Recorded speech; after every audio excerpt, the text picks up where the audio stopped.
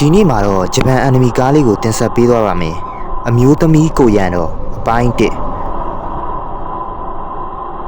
တောင်တန်းလွင်ပြင်ကျဲတနေရာမှာအမျိုးသမီးစစ်တီတို့ကလှန်တစ်ချောင်းကိုကင်ဆောင်လေးရဲ့မတ်တက်ရက်နေပါတယ်။သူ့ကြည့်ရတာတော့မွေရက်မြေကိုမရောက်တာ2နှစ်တောင်ကြာညောင်းခဲ့ပြီးနဲ့တူပါတယ်။သူ့ရဲ့နာမည်ကတော့ဘော်ဆာအမျိုးသမီးကိုရန်တော့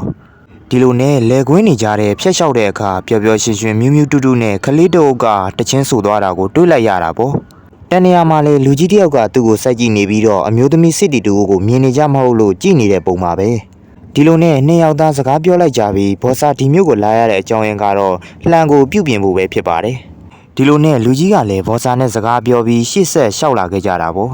့ကျူတရားပေါ်ကိုရောက်တဲ့အခါတစ်ဖက်တရားပေါ်မှာတော်ဝင်မိသားစုတွေပါတဲ့အကြောင်းကိုလူကြီးကလှမ်းပြီးတော့ဘော်စာကိုပြောလိုက်ပါတယ်ကျူတရားပေါ်မှာရှိတဲ့ရက်သားတွေကတော့တော်ဝင်မျိုးနယ်ကိုတွေးတာနဲ့အယိုသေးပေးလိုက်ကြပါတယ်ဘော်စာကတော့ဒီနိုင်ငံကမဟုတ်တာကြောင့်အယိုသေးမပေးပါဘူးဘော်စာကကိုကိစ္စလည်းမဟုတ်တာကြောင့်အရှိကိုဆက်သွားတာပေါ့တစ်ဖက်တရားမှာပါလာတဲ့နွားရက်တစ်လုံးကနွားကဘာမှမသိအလံတကြားထောက်ပြီးတော့တရားအောက်ခြေကိုယုံကန်ပြီးတော့ပြုတ်ကျသွားပါတော့တယ်အဲ့ဒီချိန်ရထုံးထဲမှာပါလာတဲ့တော်ဝင်မျိုးနယ်တယောက်ကတရားအုပ်ကိုပြုတ်ကျသွားပြီးရေစီးနဲ့အတူမျောပါသွားခဲ့ပါတယ်ဘော်စာကလက်ထဲမှာရှိတဲ့ကျိုးနဲ့လှန်ကိုချီလိုက်ပြီးတစ်ပတ်တစ်ချက်မှာရှိတဲ့တစ်ပင်ကိုလှမ်းဆက်လိုက်ကသူကတော့တရားအောက်ကိုခုန်ဆင်းသွားခဲ့ပါတယ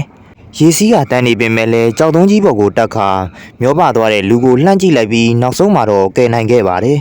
တေချာကြည့်လိုက်တော့မှခလေးတယောက်ဖြစ်နေပြီးသူတို့ရဲ့ရှိမှာတော့ရက်ထလုံးကြီးနဲ့အတူနွားကြီးကပါမျောပါလာတာကိုတွေးလိုက်ရပါတယ်ဒီတော့ဘော်စာကရက်ထလုံးကြီးနဲ့တိုက်မိသွားပြီးရေအောက်ကိုမြုပ်သွားပါတယ်ရေအောက်ထဲကိုရောက်တဲ့အခါဘာမှမသိတဲ့အကာယံတစ်ခုကသူတို့ကိုကာကွယ်ပေးထားတာကိုဘော်စာကအမှတ်မထင်တွေးလိုက်ရပါတယ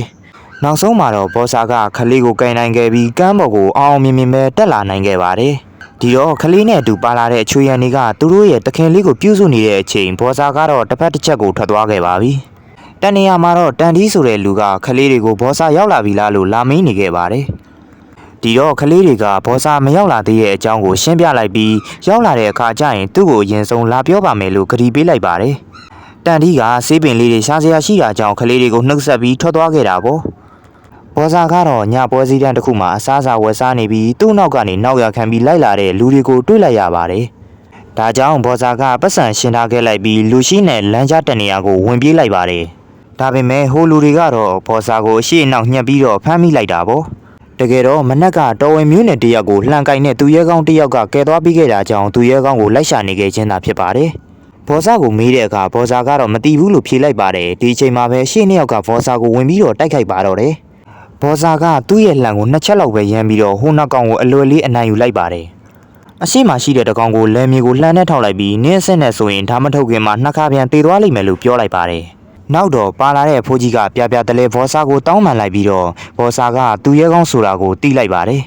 ်မနက်ကတခင်လေးကိုကယ်ပေးတဲ့သူကယောက်ျားလေးမဟုတ်ပဲမိန်းကလေးသူရဲကောင်းဆိုတာကိုတီးလိုက်ရပါတယ်တခင်မကြီးကကျေးဇူးဆက်ခြင်းလို့အိမ်တော်ကိုလာရောက်ရန်ဖိတ်ကြားလိုက်ပါတယ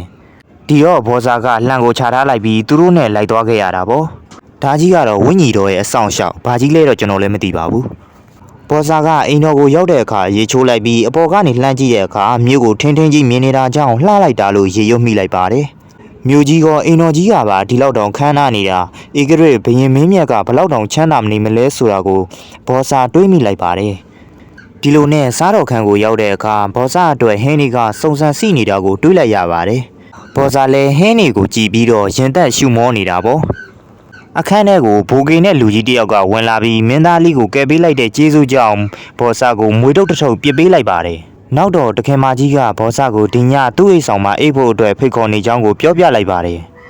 ်ဘော်စာကမအိမ်နိုင်ကြောင်းကိုညင်းလိုက်ပေမဲ့ဟိုလူကြီးကအနာတိုးကပ်လာပြီးဘော်စာကိုတိုးတိုးလေးပြောလိုက်တာကဒီညတော့တခင်မကြီးရဲ့အိမ်ဆောင်မှာအိပ်ပေးလိုက်ပါမဟုတ်ရင်သူတို့အဆူခံရမှာစိုးလို့ပါတဲ့ဒီတော့ဘော်စာကအာနာဘာနာနဲ့ပဲတခင်မကြီးပြင်ပေးထားတဲ့အိမ်ဆောင်ကိုသွားရတော့တာပေါ့လူတယောက်တည်းအိပ်ဖို့အတွက်ကိုအခန်းအကျယ်ကြီးပြင်ပေးထားတာကတော့ဘော်စာအတွက်အရန်ကိုထူးဆန်းလွန်နေပါတယ်ဘော်စာကမအိတ်ခင်သူ့ရဲ့လှန်လေးကိုကန်ကြည့်လိုက်ပြီးနောက်ဆုံးမှာတော့အိယာဘော်ကိုတက်လိုက်ခါတခါမှမခံစားဘူးတဲ့စီးစိမ်ကိုခံစားဖို့အတွက်နောက်ဆုံးမှာတော့အိတ်လိုက်ပါတော့တယ်ညတကောင်ရံဘော်စာလန်နိုးလာတဲ့အခန်းရှိမှတယောက်ယောက်ရှိနေတယ်ဘော်စာလည်းသူ့ကိုဝင်ခိုင်းလိုက်တယ်ကြီးလိုက်တဲ့အခါအိတ်ချင်မှုသူဖြစ်နေတဲ့မင်းသားလေးနဲ့တခင်မကြီးကိုတွေးလိုက်ရတယ်ဒါကြောင့်အိယာအောက်ကိုဆင်းပြီးခေါင်းကိုငုံကအယိုသေးပေးလိုက်ပါတော့တယ် တခင်မကြီးကဘောစာကိုမင်းသားလေးကိုကယ်ခဲ့တဲ့အတွက်ကျေးဇူးတင်နေရှာပါတယ်ဘောစာလည်းအရှင်မအနေနဲ့ကျမကိုအကောင်းဆုံးဧည့်ခံပြီးသားပါကျန်တဲ့ဟာတွေမလိုတော့ပါဘူးလို့ပြန်ပြောလိုက်တာပေါ့နောက်တော့တခင်မကြီးကဘောစာကိုကိုညီတောင်းစရာရှိလို့ညတကောင်ရန်ဒီလိုအချိန်ကိုလာခဲ့ရခြင်းဆိုတဲ့အကြောင်းကိုပြောပါတယ်အကြောင်းကတော့မင်းသားလေးမှအန္တရာယ်ရှိနေပြီးဧကရဲဘရင်မင်းမြတ်ကမင်းသားလေးကိုတက်စေခြင်းနေတဲ့အကြောင်းပါပဲအရှင်မင်းမြတ်ကမင်းသားလေးကိုလှုပ်ကြံတာဟာအခုတခါကဘောစာကယ်ခဲ့လို့ဆိုပေမဲ့ဟိုရင်တခါကကံကောင်းလို့လွတ်လာတာလို့ပြောပါတယ်ဘောစာကတက်တီကောင်းသူတယောက်ဖြစ်ပြီးမင်းသားလေးကိုလည်းကာကွယ်နိုင်မယ်လို့အရှင်မယုံကြည်တယ်လို့ပြောလိုက်ပါတယ်ဘောစာကိုတိုင်းတစ်ပါးကလူတွေကလှန်တိုးရှင်ဘောစာလို့သိကြပါတယ်ဒီတော့ဘောစာကမင်းသားလေးကိုဘရင်မြင့်မြတ်ဧကရက်ကဘာလို့တက်ချင်ရတာလဲဆိုတဲ့အကြောင်းရင်းကိုမေးလိုက်ပါတယ်တကယ်တော့ဒီကလေးကညာတိုင်းမှာသူ့အိတ်နေတုံးထူးဆန်းတဲ့ရေရွတ်တန်တွေကိုကြားရတယ်သူ့အိတ်နေတုံးမှာသူ့ရဲ့ဆရာနက်ခတ်သားရသမားကိုစောင့်ကြည့်ခိုင်းလိုက်တော့သူပြောတာကခလေးကိုမကောင်းတဲ့အရာတစ်ခုကပူးကတ်နေတယ်တဲ့ဒီတဲ့င်းကိုဘရင်မြင့်မြတ်တီးလို့မဖြစ်ဘူးဆိုပေမဲ့နက်ခတ်သားရသမားကအစကမပြောပေမဲ့နောက်တော့ဘရင်မြင့်မြတ်ကိုပြောလိုက်တယ်နဲ့တူပါတယ်ဘရင်မြင့်မြတ်ကတီးသွားပြီးခလေးကိုလိုက်ပြီးတော့လှုပ်ကြံတော့တာပဲဒါကြောင့်တခင်မကြီးကသူ့ရဲ့သားတော်လေးကိုဘောစာကိုကောက်ခိုင်းပြီးဘောစာနဲ့အတူလိုက်သွားခိုင်းတာပါတခင်လေးကိုစောင့်ရှောက်ဖို့အတွက်ရွှေမူတွေအပြည့်ထည့်ထားတဲ့တစ်တာကိုဘောစာကိုပေးလိုက်ပါတယ်တကယ်လို့လက်မခံဘူးဆိုရင်တော့မှဘောစာကဒီအကြောင်းတွေကိုတီးသွားတာကြောင့်ဘောစာကိုတတ်မှာဖြစ်ပြီးတကယ်လို့လက်ခံနေဆိုရင်တော့တခင်လေးကိုစောင့်ရှောက်ပေးရမှာပါတခင်မကြီးကဘောစာကိုဒီလိုအကြက်ကင်လိုက်ပါတယ်ဘောစာကသူ့ရဲ့လှံကိုပြေးဆွဲလိုက်ပြီးတခင်မကြီးကိုချိန်ထားလိုက်ကနောက်တော့ဘောစာကသူကြီးစားကိုရံတော်ဖြစ်နေရတဲ့အကြောင်းရင်းကိုပြောပြပါတယ်အတိတ်ကာလမှာဘောစာကိုချေရတဲ့သူရှေ့ရောက်ကိုတတ်ဖို့အတွက်တွန်းအားပေးခံခဲ့ရတယ်သူတက်ခဲ့တဲ့ဝင်းကြီးရှေ့ရောက်ကသူ့ကိုခွင့်လွှတ်အောင်လို့တောင်းပန်တဲ့အနေနဲ့အသက်ရှစ်ချောင်းတီတီပြန်ကယ်နိုင်ဖို့ဘောစာကိုရံတော်တယောက်ဖြစ်နေရတာပဲဒီတော့တခင်မကြီးကဘောစာကိုအနှဲငယ်နားလည်သွားတဲ့ပုံပါပဲဒါကြောင့်ပဲဘောစာကမင်းသားလေးရဲ့အသက်ကိုကယ်ပေးမှဖြစ်ပြီးတော့မင်းသားလေးနဲ့ဆိုရင်တော့လူရှစ်ယောက်ပြည့်ပါပြီဒီတော့မိဖုရားကြီးကနောက်ဆုံးအနေနဲ့မင်းသားလေးရဲ့လက်ထဲကိုသူ့ရဲ့နှက်ကက်ကိုထည့်ပေးလိုက်ပါတယ်ဒါကြောင့်ရွှေတို့ကိုယူကမင်းသားလေးကိုခေါ်ပြီးအချွေရန်နေပြတယ်လှုပ်ဝက်ထွက်ပေါက်ကနေပြီးတော့ဘောစာမင်းသားလေးကိုကင်ဆွဲပြီးတော့ထွက်လာခဲ့ကြပါတယ်မင်းသားလေးရဲ့နန်းဆောင်ကိုလည်းမီးရှို့ခိုင်းလိုက်ကြတာပေါ့အမျိုးသမီးကိုရံတော့အပိုင်းတစ်ကတော့ဒီမှာပဲပြီးသွားပါတယ်ရှေ့ရှောင်းမင်းသားလေးနဲ့ဘောစာတို့ကဘလို့နှစ်ပါးသွားပါလဲဟိုရေအလုံးကြီးကရောဘာအလုံးကြီးဖြစ်နေမလဲ